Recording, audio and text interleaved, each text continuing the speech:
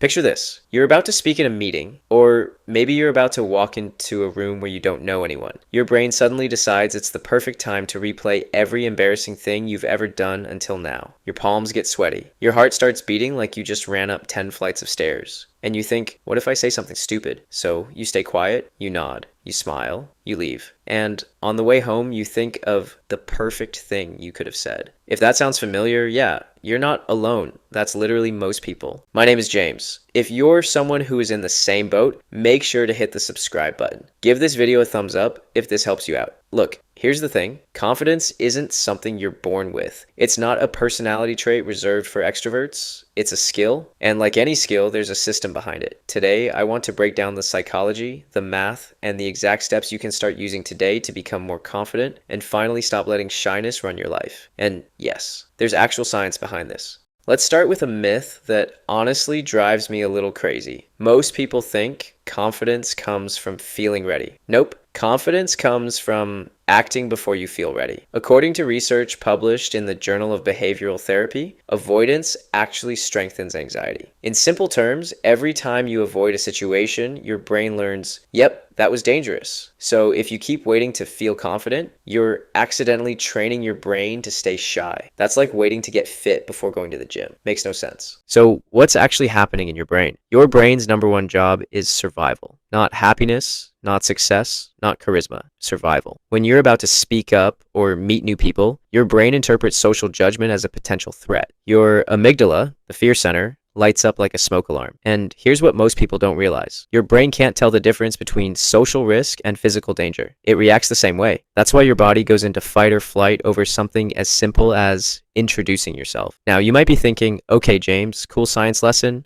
but how do I actually fix this? Glad you asked.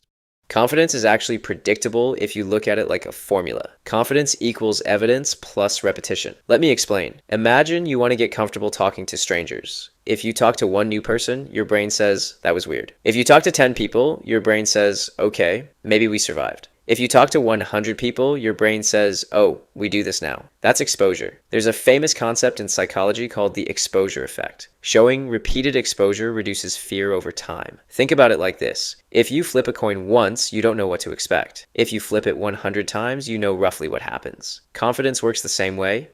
Uncertainty drops with repetition. Step 1, shrink the risk, the 1% rule. Most people try to jump straight into big scary situations. That's like trying to lift 200 pounds on your first day at the gym. Start with tiny reps. Examples, say hi to a cashier, ask someone for the time, make one comment in a meeting, or compliment someone's small wins build evidence. According to behavior change research, small consistent actions are far more effective than dramatic changes. Each small action rewires your brain's threat detection system. You're literally teaching your brain that social interaction isn't dangerous. Step 2, separate identity from performance. One of the biggest reasons people stay shy is they attach outcomes to identity. If a conversation feels awkward, they think, I am awkward. But that's like saying you're bad at cooking because one recipe failed. Confidence grows when you detach who you are from what happened. Try this mental shift. Instead of, I embarrassed myself, say, that interaction didn't go how I wanted. Remember this, that tiny language change removes emotional weight. Step 3, the 70% rule, perfectionism kills confidence. Most people think they need to be fully prepared before speaking up. But here's a better rule. Act when you're 70% ready. Why? Because the last 30% is usually fear disguised as preparation. Think about it like sending an email. If you spend 30 extra minutes tweaking wording, the impact barely changes, but the stress skyrockets. Always remember, confidence grows through action, not perfect planning. Step 4, use the spotlight effect. Hack research from Cornell University found people dramatically overestimate how much others notice their mistakes, sometimes by as much as 50%. This is called the spotlight effect. Everyone is too busy thinking about themselves to analyze you. So when you think everyone noticed your awkward pause, they didn't. They're wondering if they sounded awkward. Realizing this reduces social pressure instantly. Step 5, build confidence deposits. Think of confidence like a bank account. Every small action is a deposit. Every avoidance is a withdrawal. If you avoid 5 situations a week, that's 260 withdrawals per year. But if you take one small social risk per day, that's 365 deposits. Over time, the difference becomes massive. This is the math of identity change.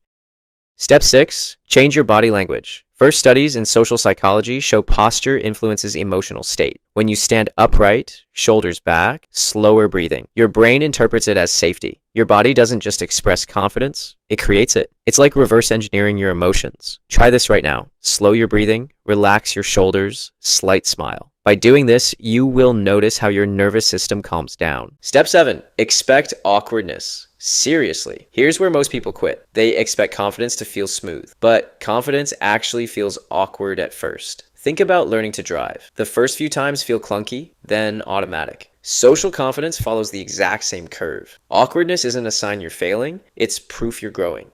I remember talking to someone who was terrified of networking events. He told me he'd stand near the snack table pretending to check his phone, so we made a deal. His only goal was to ask one person, "How did you hear about this event?" That's it, nothing fancy. First event, he did it once. Second event, twice. A few months later, he was hosting conversations. Same person, same personality, different behavior pattern. Confidence didn't magically appear, it compounded.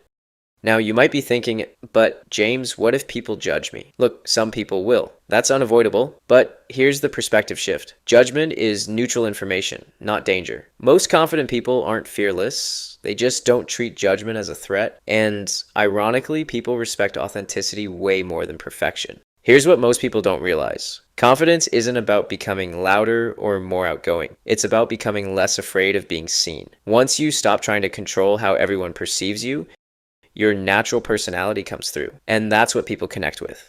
Your action plan, start today. If you take nothing else from this video, do these 5 things this week. 1. Say hello to 5 strangers. 2. Speak once in every group setting. 3. Take one action before you feel ready. 4. Notice when you're overthinking. 5. Keep a wins list of small social victories. Do this for 30 days and you will feel different, guaranteed. Look, confidence isn't some personality lottery you lost. It's built through small, brave moments repeated over time. Every confident person you admire was once awkward, unsure, and nervous. The difference is they kept showing up. So don't wait until you feel ready. Start messy, start small, start today. Because the life you want is on the other side of a few uncomfortable conversations.